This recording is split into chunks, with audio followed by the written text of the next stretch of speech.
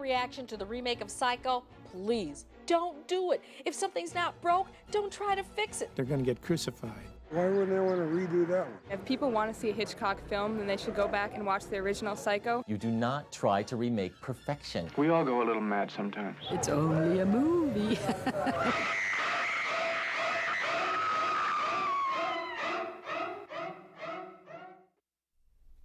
I was very surprised that they were going to do this because it is kind of sacred ground. For people who live in the religion of film, this is like sanctimonious stuff. And so like you're messing with the Bible. Hitchcock's Psycho is a work of art. The Mona Lisa is a work of art. David is a work of art. Van Gogh's paintings are a work of art. Why do you recreate a work of art? I don't get it. Gus Van Sant, heroic, I would say, act. I would say suicidal. Only someone as deranged and talented as Gus would think about doing this. It's like Scientology.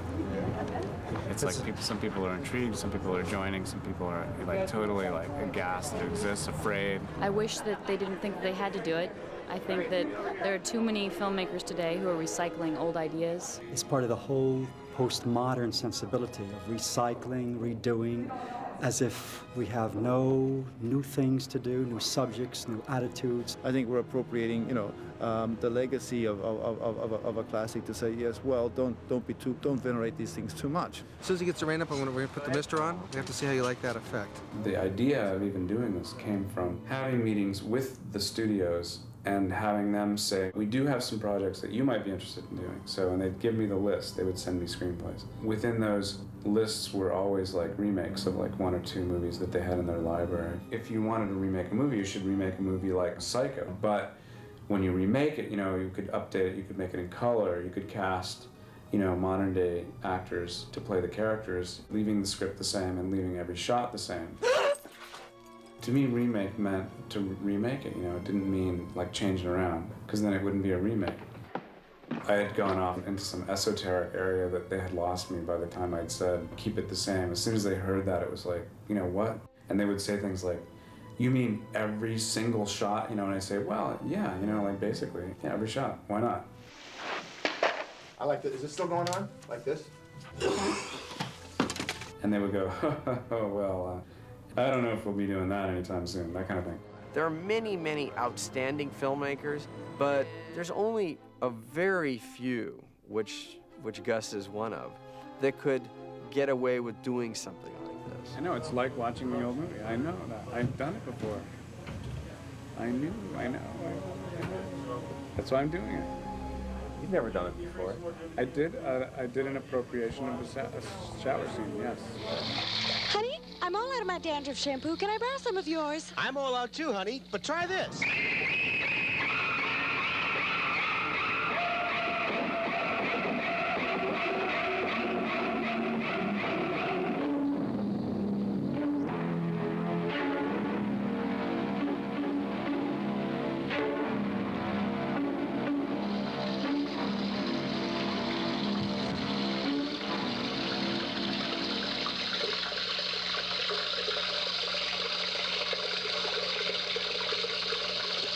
New Psycho shampoo. It takes care of dandruff, and then some.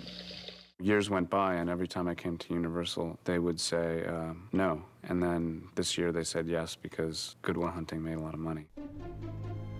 You are hearing about successful filmmakers all the time saying that they plan to do something challenging and radical once they've achieved success, but they never do. So this is one of the first times I can even think of a filmmaker making good on that promise. As it sounds maybe for purists offensive or whatever, I don't think so. I think it will be much more offensive if someone takes Hitchcock's script and makes something else out of it.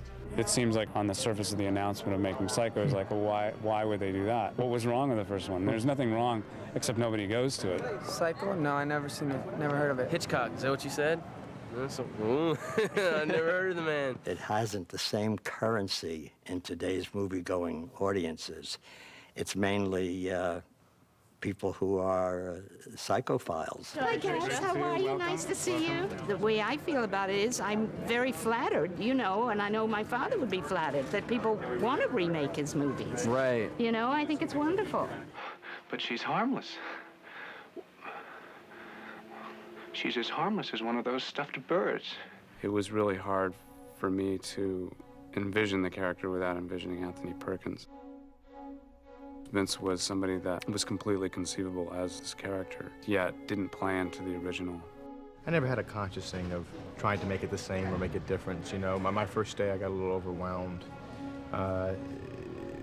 just with the whole feeling of it all. 12 cabins, 12 vacancies. Here I am checking this girl into my motel from this movie that has happened way before and I saw as a kid. I had never even seen Psycho. I just wanted to work with Gus. Bathroom? Mm-hmm. And if you want anything, just tap on the wall, because I'll be in the office. Well, thank you, Mr. Bates. Norman Bates. How are they supposed to do it? Are they supposed to mimic the original people? And I said, no, I think you should deliver a performance of your own using the script, and you know, you can refer to the original, but it has to be like a person, you know, rather than a sort of impersonation. 2 different actors, 3 different actors can bring for the same part completely different meaning. I want to talk to Marion, and I want her to tell me it's none of my business, and then I'll go. Bob. Because there's no character there, virtually. Right. I'm just decided to kind of make her aggressive. do. I want to talk to Marion, and I want her to tell me it's none of my business, and then I'll go. So what if we're poor and cramped and miserable?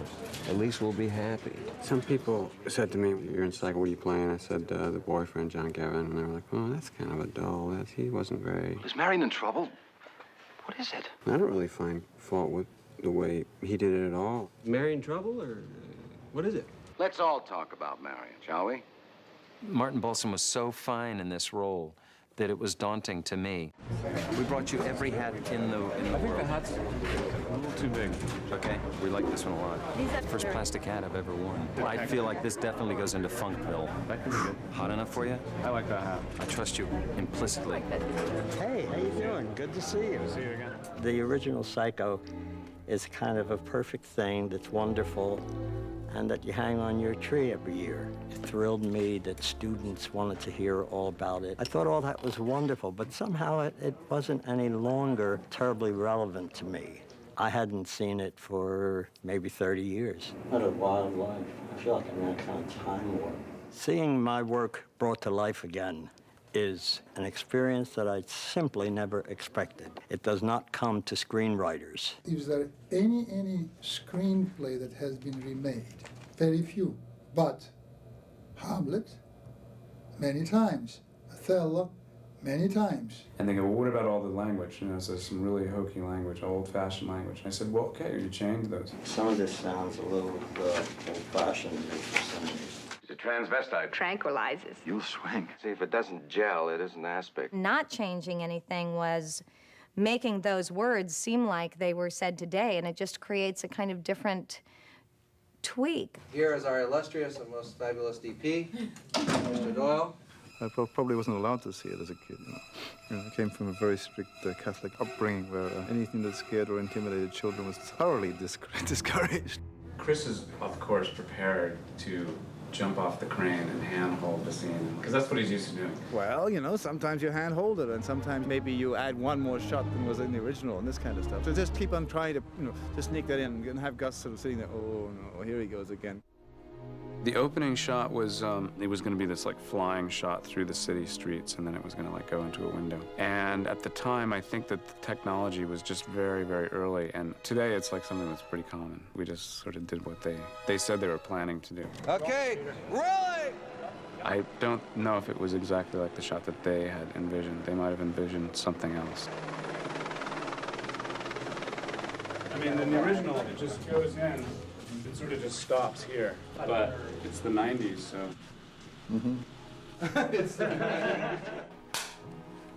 video, action.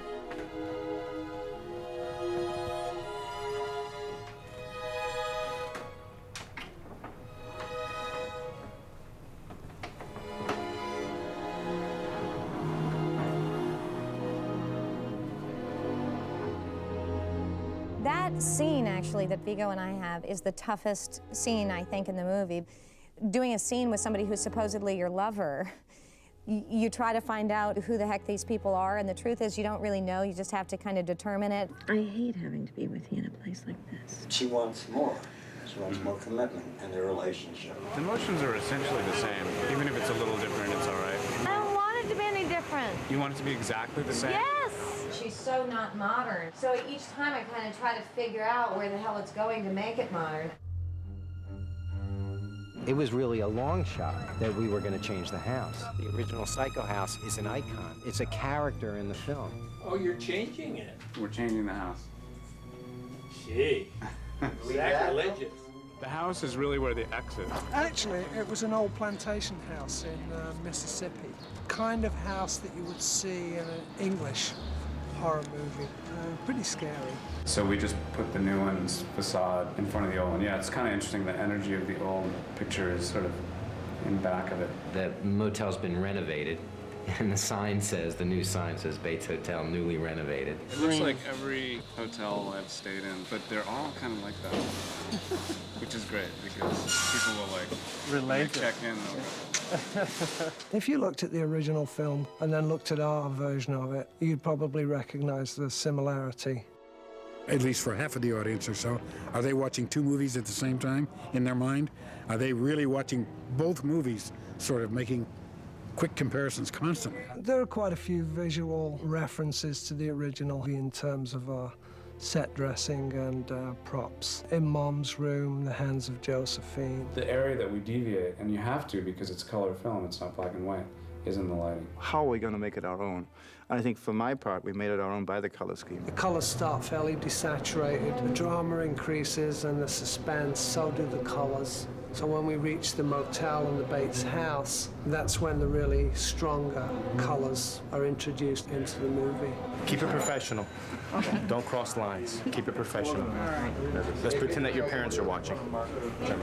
You're taking your hands and you're dipping them below the belt. Now, if you excuse me, because it does. Let's talk haircut. I don't know. You know what we could start with first if you want? You see how this looks, Gus? Is maybe just clean up the sides here and leave a little on top.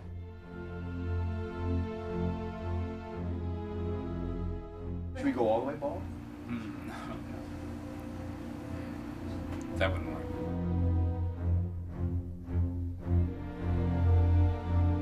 Are you getting me at all? Or am I like the weird kid that you're studying behind the glass?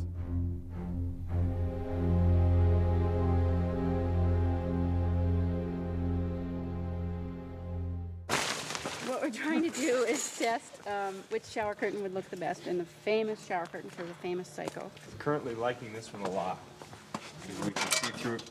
You get a really funky geometric shape seeing through it. Is the original shower curtain still somewhere? It's sort of a fantasy that everything from a movie is in some closet somewhere, but it's not. If it existed, it'd probably be all brown and crinkly and have chocolate syrup on it. When I see the shower curtain, I pick the button for her dress. That's the specialness of Beatrix. Finding the buttons that match the damn shower curtain. The biggest challenge is how we can keep the movie as it was, but make it in a modern version, and how the clothes reflect in it. We kept the same silhouette for the clothes, the tight, body-fitted clothes. That was back in the 60s, and maybe today is not so popular, so we kept pretty much close to the original images. I guess I'll put this money in the bank and then go home and sleep it off. You can't buy off unhappiness with pills. Okay. Come on up. Terrific. This was a scene in the original Psycho where I was the other girl in the real estate office. Teddy was furious when he found out I'd taken tranquilizers. I'm Rita Wilson. It's very nice to meet you. Well, I'm honored to be playing you. Well, I'm honored you're playing me, believe. Teddy called me. And my mother called to see if Teddy called. I was like, okay, do you think my character's okay? Because it's so kind of different, I think, from what you're doing. Wow. It's as hot as fresh milk. Girls ought to get your boss to air condition you up. You can afford it today. A sweet little girl. That whole scene presents the catalyst for the whole change in the movie, and then plop comes in this thing that changes her life. $400,000 cash. No, I think I'm gonna go put this money in the bank, and then I'll go home and Let's sleep it off. I think a lot of viewers would have this thought if they were taking $400,000 to the bank for their boss. The identity of the audience, it's very curiously wrapped up in Marion.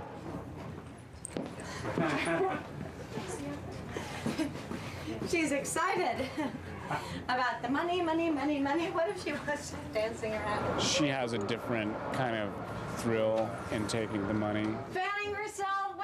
I mean, there's some things that are very much like the original Marion, but then other things that are quirkier and more ditzy. It's almost like the audience's eyes. We're seeing her paranoid journey as if we are her. In Marion's case, it's almost like she went to sleep that night and she dreamt that she did steal the money, and she dreamt that she went far away.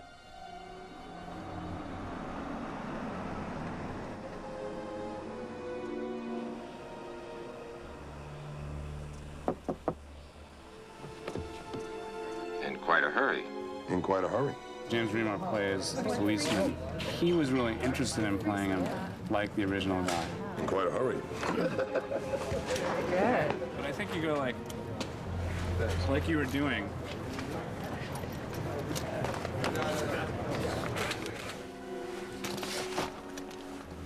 Hey, Gus, do you know what her license plate says?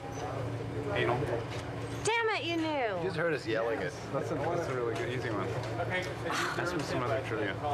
What's the 709? I just got it. Well, I've only seen the movie once, though, so that's okay that I just got it. There's an old saying, the first customer of the day is always the most trouble. But like I say, I'm in no mood for it, so I'm going to treat you so fair and square that you won't have one human reason to give me. James LeGros was practicing it like the original guy, but then he added more of his own style. Say, that's the one I'd have picked for you myself. Yes, Mr. Lowry? The things like rear projection, are we going to make it seem realistic, or are we going to let the rear screen projection be obvious?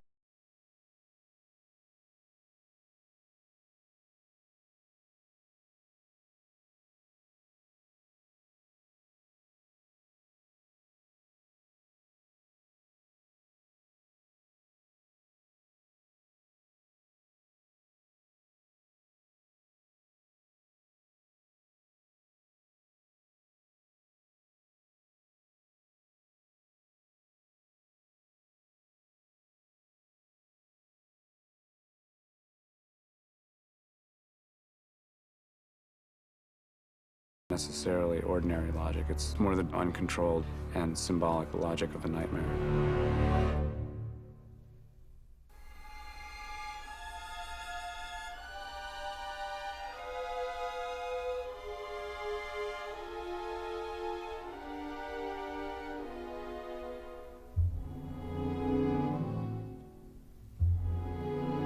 Here. Chris? Yeah. Here. We have two shots here. One is, this is the one where he comes back and she gets out of the car. Make it rain, please. Make it rain.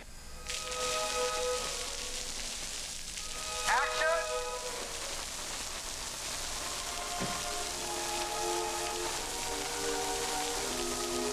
Cut!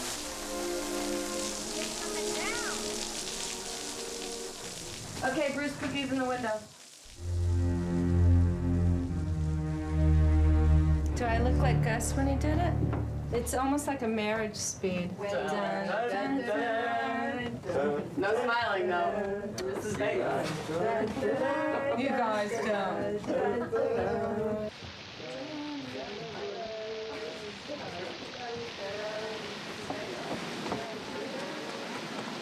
She goes back in the car, yes. After she goes and looks at the side of the thing. She does the horn. She goes and gives the horn. Vince, you're next. I don't see him. There he is. But he doesn't have all those steps to run down, dude. Yeah, he does. Watch. Did you see how he's kind of like jogging? Did you see that? Watch this right here. Watch what he does right here, Vince. Watch. He's bouncing. But how come this just turned into an Olympics versus me and Anthony? You don't have to run down. I'm I'm going to run.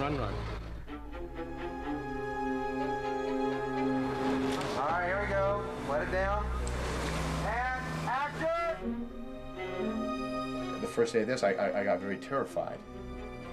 When all of a sudden you start to get really scared, but my body is fearful, but I'm not fearful, and I'm kind of happy to have this experience, but at the same time, this is interesting that this is happening to me. And I said to Ann, I said, I know it all and I see it all, and for some reason, I'm freaking out. And she said, you know, you have to trust where you're at. It will be perfect. I like that dress a lot. Isn't this dress excellent? I like your suit. But it's nice to have someone who you trust when it's like you're portraying a role that's been portrayed brilliantly before. Really, you know, put me at ease with it. You're supposed to open the window. It's stuffy in here. And then you kind of go like that. Over there. And over here, like that, Gus. Over there. The bathroom.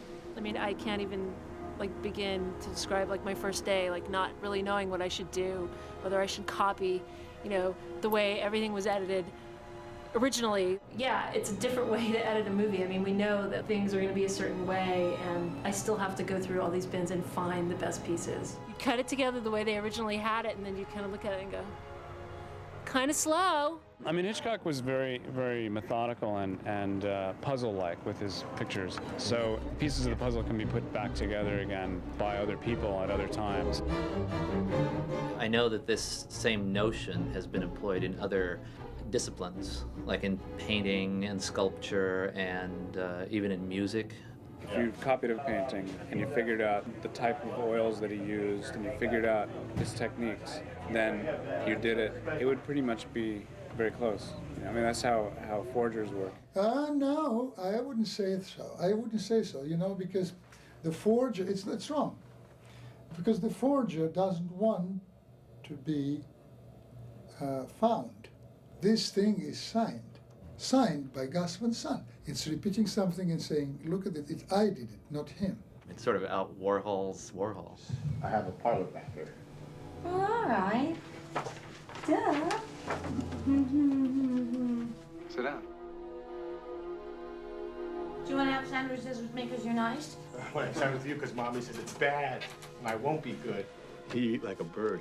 And I've never found an audience to even shuffle their feet during that very long scene. Scenes that long are very rare in today's movies. So it'll be wonderful to see what the audience reaction is.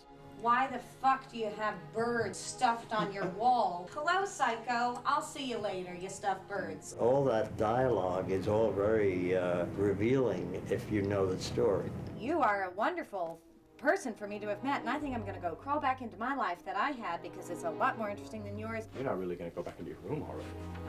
Yeah, I'm very tired, and I have a long drive tomorrow all the way back to Phoenix. I think that as a viewer, you're sort of drawn in. It goes to these different levels until I'm just, I'm a little sleepy, and it goes back to normal, and the audience is thinking, what was that?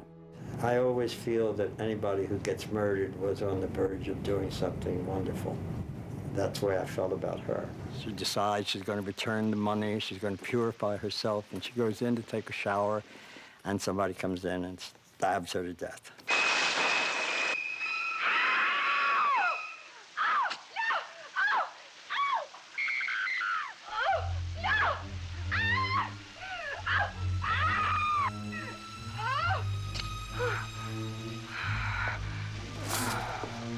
And rolling. Marker.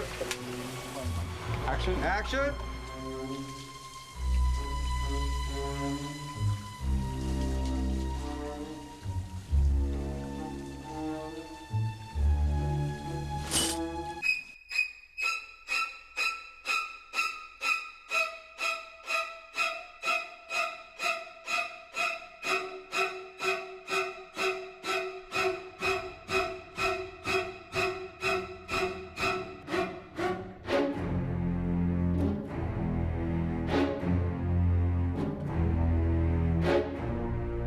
Okay, let's go for it.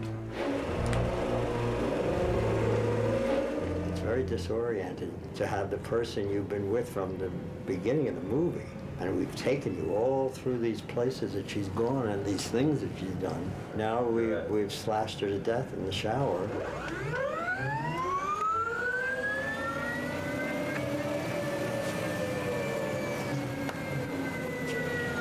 Good. Gus? Toast to the whole crew, excellent crew, and on to the next week. L'chaim. L'chaim. And Action. I felt that the cleaning up sequence should be a long one. You just were going to need time to understand that the star of the movie was dead. But you've already made a kind of switch over to him because you know that he's doing it to protect his homicidal mother. So is Vince playing it fruity? No. Certainly never entered my mind that I was writing about a man who was gay. I think these kinds of things began to be said really much, much later when homosexuality was much more accepted. People go back over old movies and look to see what might have been a subtle implication because we couldn't do more. And lots of people find that, and I think it may very well be there. The scene where I get killed, Norman's mother jumps out and slashes my face with a butcher knife.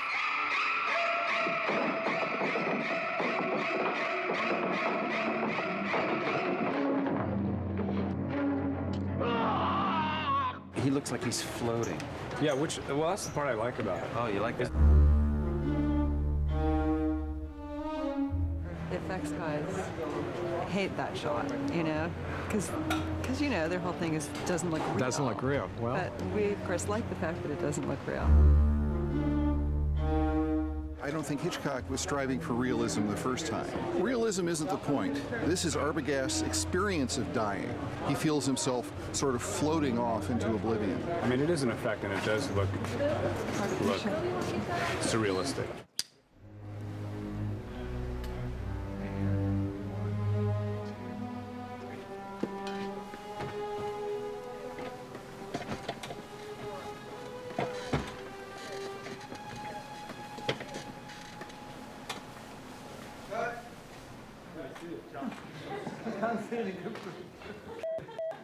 Pretty much, if you see me in a movie, I'll end up dead by the time it's over.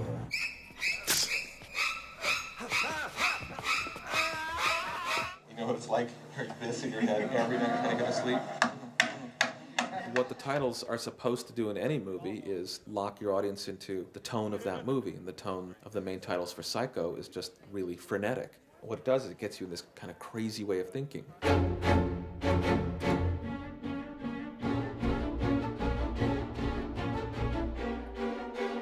It's written in 2/4 time, which means that the bars go by incredibly fast. Bar, bar. And when a musician sees 2/4, it usually means something vigorous. The original recording was a mono score. By doing it in stereo, you get it going boom, boom, boom, boom, boom. I wanted to do a recording that was very close and dry and very aggressive to try to give you some of the feel of what the original did, blasting out of the speakers with no fidelity whatsoever, taking an old-fashioned approach and doing a contemporary recording.